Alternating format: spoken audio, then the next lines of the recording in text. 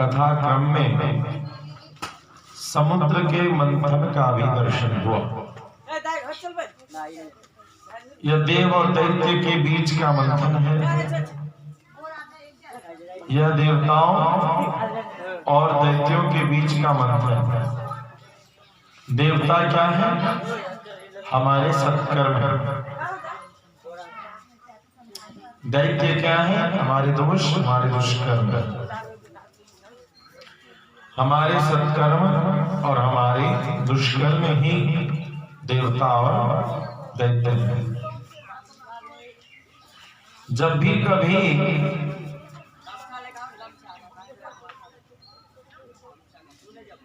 सत्कर्म और दुष्कर्म में मंथन चलता है, पाप और पुण्य में मंथन चलता है, तो पहले विष निकलता है। विष मतलब जहर। पहले क्या निकलता है? जहर। जब भी कभी हम उचित अनुचित के बीच में तर्क करते हैं अपने जीवन में, तो जहर ही निकलता है, मतलब कटुता। यद्यपि उसमें सब कुछ था, मैं जीवन में अच्छी चीज भी तो, लेकिन पहले क्या निकला? विष, जहर, जिसकी याद ही हमें मृत्यु का भय दे। तो विषयुक्त जो जीवन शैली है उसकी हमें याद आती है। विषयुक्त जो जीवन का अनुभव है वह हमें याद आता है। जब भी कभी, और कहता कौन है ये अमृत मंथन की बात, समुद्र मंथन की बात? भगवान। कि जब तुम श्रीहीन हो जाओ, सामर्थ्यहीन हो जाओ, तुम्हारे पास कुछ न बचे, प्रेम से भगवत्सल भगवान की, तुम्हारे पास कोई ऐश्वर्य न बचे, तुम हार जाओ, थक जाओ, ऐसी स्थिति जब हो जाए तो क्या करना चाहिए? तो करना क्या चाहिए? भगवान ने आदेश दिया देवताओं को कि आगे बढ़ो, दैत्यों से मिलो, और मिल करके अनिश्चित भाव से, अनिश्चित भाव का तात्पर्य है निष्काम, प्रेम से भक्तवत्सल भगवान की निष्काम भाव से। भगवान ने कहा, सावधान कराया, और हमें भी सावधान हो जाना चाहिए कि परिणाम क्या होगा इसकी चिंता करके ये बिना निष्काम भाव से तुम आगे बढ़ो। लेकिन हम लोग क्या समझते हैं और हम लोग क्या करते हैं? हम लोग ये करते हैं कि सिर्फ अच्छे लोगों को ही जोड़ना चाहते हैं। प्रेम से भक्तवत्सल भगवान की ध्यान दीजिए। हम लोग क्या करते हैं, क्या सोचते हैं कि सिर्फ अच्छे लोगों को ही, अपने मतलब के लोगों को जोड़ लेते। लेकिन भगवान कहते हैं यदि तुम्हें श्री चाहिए, सफलता चाहिए, तो सिर्फ अच्छे सधर्म के लोगों को जोड़ने से काम नहीं चलेगा। जरूरत पड़ने पर तुम्हें अपने विरोधियों को भी हाथ मिलाना पड़ सकता है। अर्थात हमें स्थिर भाव से, निष्काम भाव से अच्छे लोगों की तो संगति करनी चाहिए, लेकिन बुरे लोगों से घृणा भी नहीं करनी चाहिए। दैत्यों से घृणा मत करो, दैत्यों से घृणा मत करो। क्यों? क्योंकि धर्म भगवान का हृदय है, तो अधर्म क्या है? भगवान का पीठ। श्रीहीन होने पर, हार जाने पर, थक जाने पर, घृणा के भाव होने पर तुम्हारे सत्कर्म भी कुछ नहीं कर सकते। इसलिए घृणा का भाव नहीं रखना चाहिए। सबके प्रति इसलिए बाबा तुलसी ने छोटा सा सूत्र दे दिया। ये जो छोटे से सूत्र होते हैं जीवन की बहुत बड़ी उलझन को दूर कर देते हैं। और सूत्र क्या? समहि मान आपो अमानी, सबको सम्मान कीजिए और स्वयं यदि अपमानी नहीं लिखा, अमानी यानी अपनी अभिमान की पूर्ति के लिए हमेशा प्रस्तुत मत रहे, बड़बोले मत बनिए और काम से भी बड़े मत बनिए। सब ही मान जो सम्मुख हो उसको सम्मान कीजिए। तब मंथन हुआ। मंथन पर होता क्या है? जब कभी हम भगवान के सामने बैठ करके चिंतन करते हैं, मंथन करते हैं, तो परिणाम क्या निकलता है? विष निकलता है, जहर। ये जहर क्या है? ये जहर ही वह दुख है जो अचानक वो दुख याद आता है तो हम सभी रो पड़ते हैं भगवान के सामने कि हमने कितना विश्वास किया, कितना क्या क्या किया, लेकिन धोखा मिला, उसने धोखा दिया, उसने धोखा दिया, इसमें से असफलता मिली, इसमें ये विषय विष संगा अकुल दिया। ध्यान देना, विषय की वेदना, विष अप्राप्ति का दुख, कुछ प्राप्त नहीं हुआ उसका दुख विष तुल्य है। और जो अप्राप्त है, जो अप्राप्त है उसको क्या करना चाहिए? वो विष समान है, उसकी याद करोगे वो तुम्हारे लिए यूजलेस है। उसको याद करोगे तो तुम मर सकते हो, तुम दुखी हो सकते हो, छटपटाते रह जाओगे। तो क्या करें? तो कहा कि उसको शिव को समर्पित कर दो। उस अप्राप्त को कौन स्वीकार कर सकता है? उस अप्राप्त को भी अपने पास, उस विष को भी कौन पी सकता है? तो शिव। शिव कौन है? तो कर्पूर गौरम करुणावतारम संसार सारम भुजगेन्द्रहारम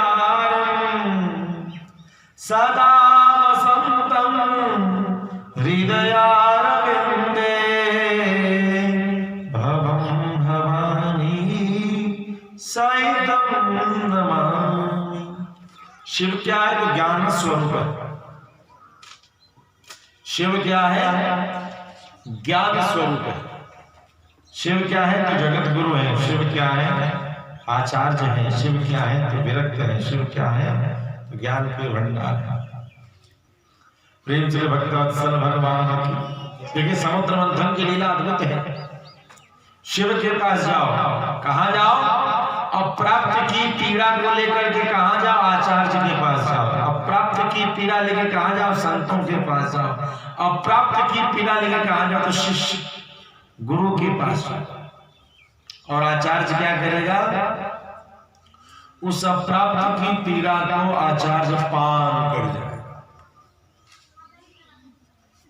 उस अप्राप्त की पीड़ा को पान करके कहां रखेगा?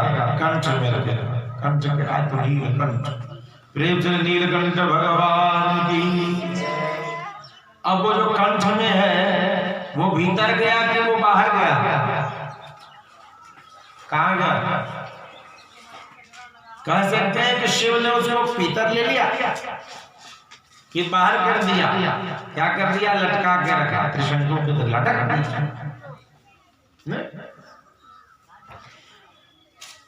अप्राप्त की जो पीड़ा है उसको क्या करना है? भोलेनाथ ने कहा यह पीड़ा तुम भीतर ले जाते तुमको मार देगी, मुझे मेरा विनाश कर सकती है, इसलिए भीतर ले जाने नहीं, भीतर नहीं जाने। इस अप्राप्त की पीड़ा को बाहर निकाल देंगे तो क्या करेगा? तो दूसरे को मार देगा। इस अप्राप्त की पीड़ा क्या करेगी? ये विष क्या करेगा? बाहर निकाल देगा तो क्या करेगी? दूसरे को मार। अब देखिए जो आदमी असंतुष्ट रहता है, असंतुष्ट उसने भीतर ले लिया, उसने उस दुख को क्या किया? भीतर ले लिया। हमको गहना नहीं है, हमको ये नहीं, हमको वो नहीं, तो वो क्या करेगा? वो उसी में दुखी रहेगा, हमरा नहीं चाहिए, नहीं।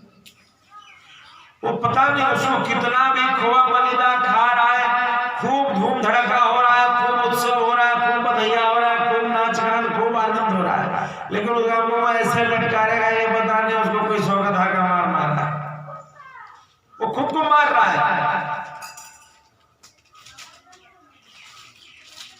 वो खुद को मार रहा है। प्रेम से भक्तवत्सल भगवान की, वो खुद को मार रहा है। वह कभी कभी आत्महत्या तक कर लेता है। वो क्या करता है?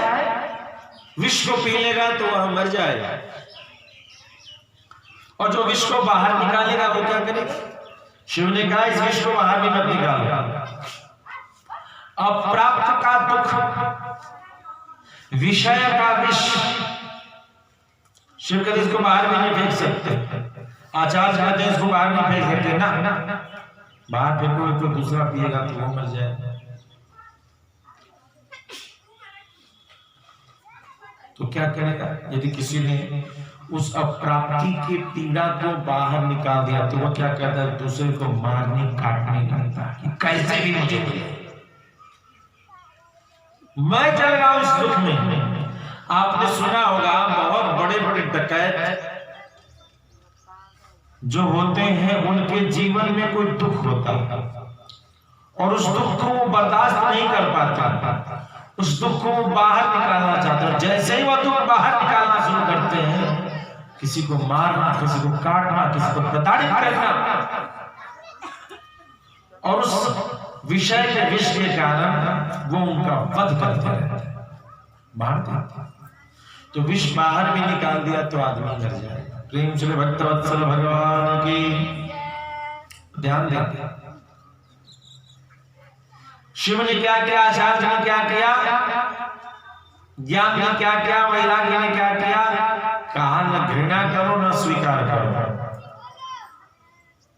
न उल्टी कर दो वरना भीतर कर जाओ, न निगलना है न उगलना है, न निगले न उगले, बीच में लटका दिया। आचार्य कौन हो सकता है? जो ऐसे विषय के विष को पीते रहे।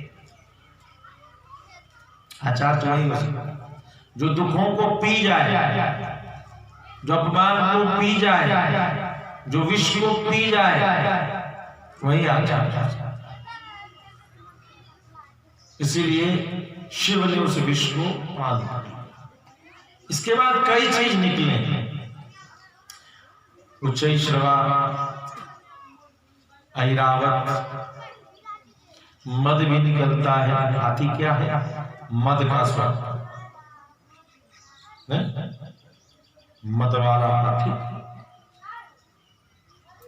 उच्चैश्रवा घोड़ा, वेग तेज निकलता है, गति निकलती है, उत्साह निकलता है, शक्ति निकलती है। वारुणी नशा, अभिमान, यह भी निकलता है।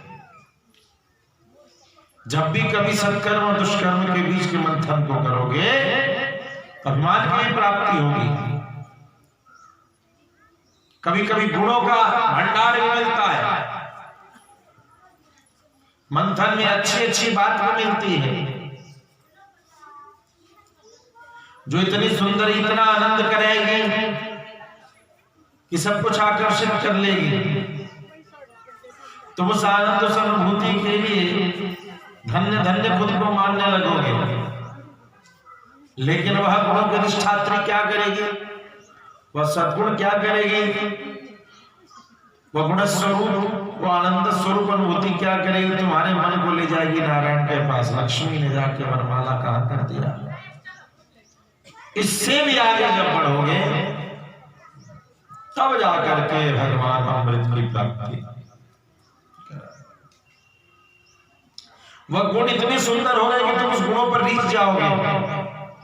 लेकिन ध्यान देना, इंद्र भी रीझा, आसन लेके आया, अन्य देवी देवताएं भी रीझ गए कि हमें हमारे साथ हो जाएंगे। लेकिन गुण किसी और के नहीं, गुणधाम गुण सिंधु की गुण। तुम्हारे सत्कर्म, तुम्हारे ध्यान, तुम्हारे भजन, तुम्हारा जप, तुम्हारा तप, तुम्हारे जितने भी शुभ लक्षण हैं, ये सभी परमात्मा के ही समर्पण के योग्य हैं। जब तक वह लक्ष्मी स्वतंत्र रहेगी, वह गुण स्वतंत्र रहेगी, तब तक देवता दैत्य में शंका रहेगी कि किसके पास जाएंगे। तुम्हारे पास जो गुण की प्राप्ति होगी सत्कर्म और दुष्कर्म के मंथन के मध्य में, जब तक उस गुण को तुम समर्पित नारायण के श्री चरणों में नहीं करोगे तो तुम भी भ्रमित में रहोगे। क्या करें, इस गुण का करेंगे, इस गुण का अच्छा करें, इस गुण का बुरा से बुरा करें। एक ही गुण से दोनों हो सकता है नहीं। कोई राष्ट्र की रक्षा करता है शस्त्र के साथ, और कोई उसी अस्त्र शस्त्र के साथ दूसरे राष्ट्र में समस्याओं को उत्पन्न करता है। कोई प्रहार करता है, कोई पीड़ा करता है। यह है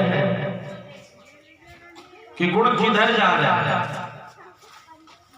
तो जब तक इसमें चर्चा में रहोगे कि जो गुण मुझे मिला है अच्छे कर्म करने के लिए, बुरे कर्म के लिए, देवताओं के दैत्य के लिए, तब तक वह गुण जो है गुण उसके लिए मिली नहीं। गुण मिला है भगवान के श्री चरणों में समर्पित करके। जितने भी संसार में श्रेष्ठता है, श्रेष्ठ तत्व है, ये सारे के सारे श्रेष्ठ तत्व मात्र भगवान के श्री चरणों में समर्पण के भाव से ही है, सिर्फ उसी लक्ष्य से। कहीं और यदि समर्पण कर रहे हो तो तुम भ्रमित हो, तुम परेशान हो जाओगे, तुम लक्ष्य विहीन हो जाओगे। परिणाम स्वरूप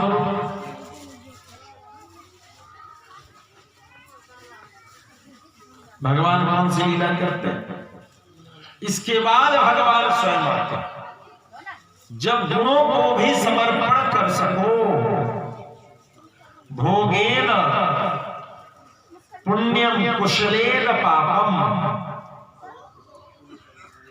जब गुणों को भी भगवान के श्री चरणों में समर्पित कर सको, गुणों को, जब सत्व गुण को भी, सत्व गुण को भी भगवान के श्री चरणों में समर्पित कर सको, तब उस गुण का परिणाम क्या होगा? तब उस गुण का परिणाम क्या होगा? जब वह गुण भी भगवान को समर्पित हो जाएगी इस मंथन में, तो परिणाम स्वरूप निष्कर्ष में भगवान धन्वंतरी के रूप में स्वयं अमृत कलश लेकर के आएंगे। इस अमृत तत्व की प्राप्ति करने तक यह मंथन बारंबार चलता रहेगा। ध्यान देना होगा, प्रारंभ विष से होता है, ध्यान देना। और यह अमृत तत्व चाहिए सब, लेकिन बीच में जो अलग अलग पड़ाव हैं, इन पड़ावों से होता हुआ, इन पड़ावों से होता हुआ जो गुजरता हुआ स्थिर भाव से धर्म मार्ग पर चलता रहता है, उसे ही इस अमृत की प्राप्ति होती है। प्यारे, ये सत्कर्म और दुष्कर्म के बीच का मंथन, ये देवता और दैत्य के बीच के मंथन की कथा में पहले विष और अंत में अमृत की प्राप्ति।